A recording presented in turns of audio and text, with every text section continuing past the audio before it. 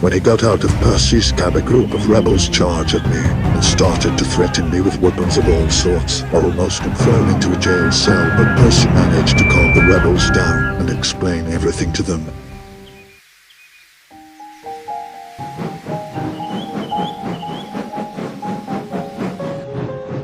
They gave me food, water, a bed, and a roof over my head for the night, which I was very grateful for. I lay there in my bed, mentally preparing myself for the horrors of this world that await me. As my eyes slowly closed, I drifted off into a deep sleep.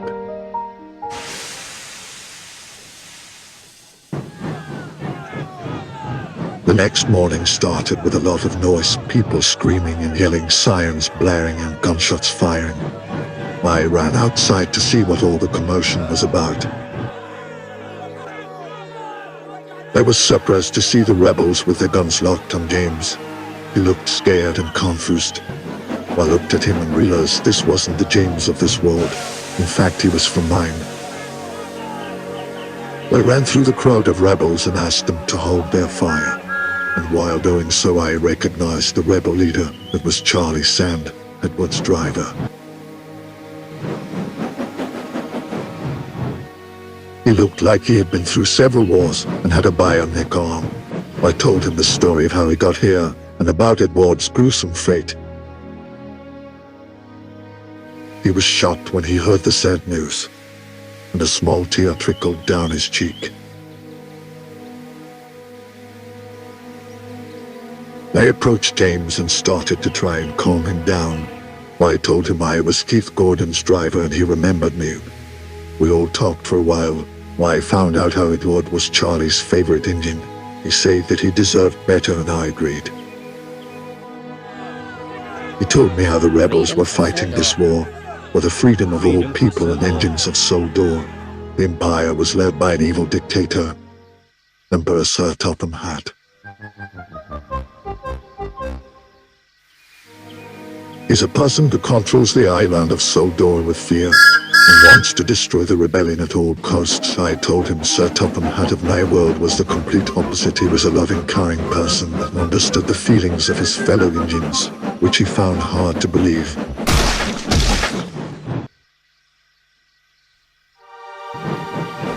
He hoped that I would travel to Mountford Stronghold with Percy and prevent this attack from taking place. If I didn't, many rebels would most likely perish in the firefight, so I agreed. He would take care of James and prepare a backup plan in case we failed. The rebellion armed me with a few weapons, including a pistol and a pocket knife. I ran over to Percy and got inside his cab. Percy was all goodbye and we set off down the main line on our important mission to stop Empire's attack.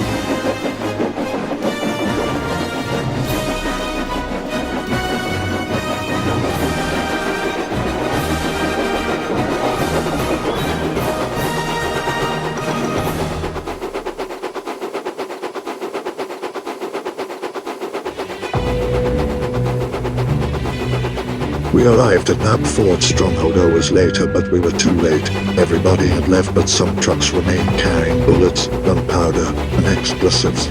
We quickly hatched a plan, and I ran into the radio control room. I walked up to the massive control panel and attempted to send a voice record into the Empire. This is General Keith. Stand down from the attack. The rebels have launched a counterattack and are headed back to Map Fort Stronghold. But the message couldn't be sent because there was no signal. The Empire must have shut it off before they left.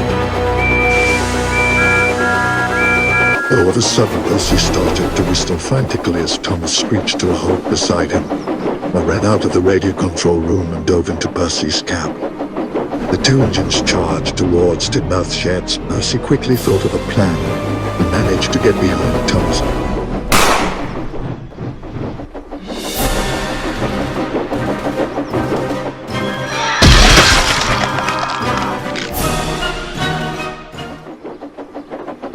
Percy announced that we had to go back to Normandy to see if there were any survivors. I guess we were about to find out soon enough.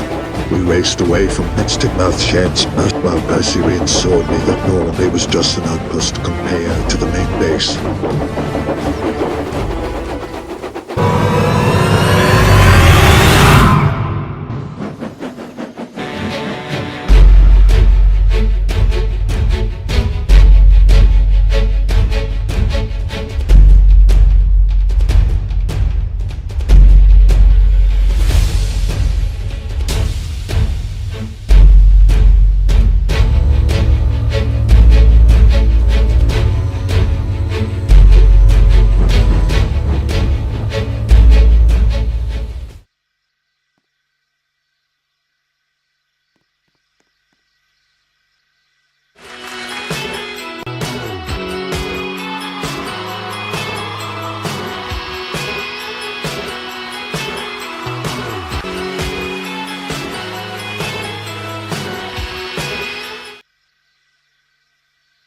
Some viewers may find the following video disturbing. Viewer discretion is advised.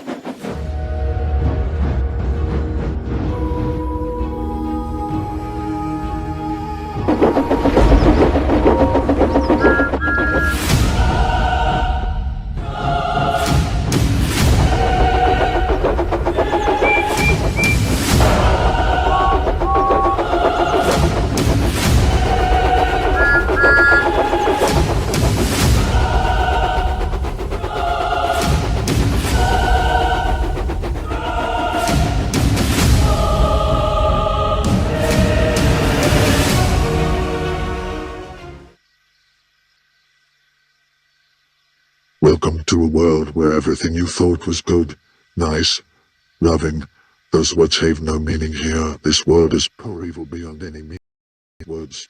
My name is Keith Wickham Gorver. From the island of Sodor we all knew and loved. How did I get here? Well, I am still trying to figure that out myself.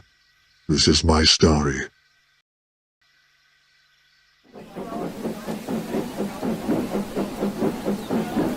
It all started one day when Gordon and I were assigned to deliver a package to Mrs. Kindley's cottage. We needed to get it there quickly since she was leaving Sutter to visit her relatives for a week, so we thought to save time we would deliver the package while on our daily express run.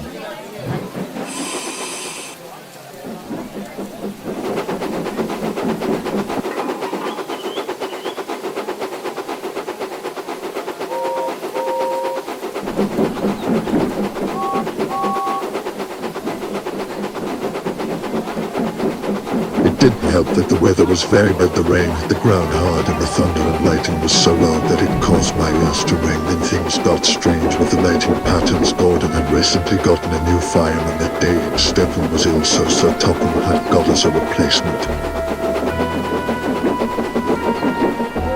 His name was Ted. He told me he was a scientist in his spare time as we watched the weather get worse as we raced down the main line.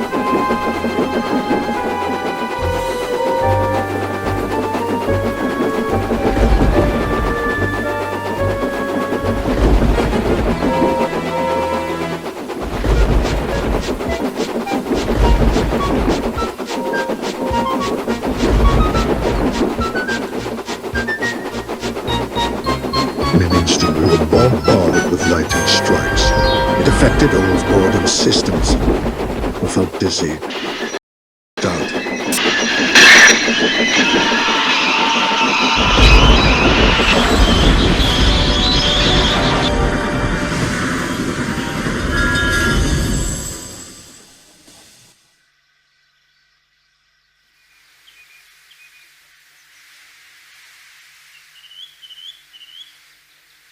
I woke up with a terrible headache, and I was surprised to find that I was still in Gordon. And I noticed he had logos, badges, and symbols that said Royal Elite Engines. Another said Reed Soda Empire. At the time I was really confused. Gordon started calling me General Keith and reminded me that we were going to take Ted the traitor to Galdane prison to be executed. He glanced back at Gordon's cab, and inside I saw a frightened Ted who was tied up with rope, and his mouth was duct-taped shut.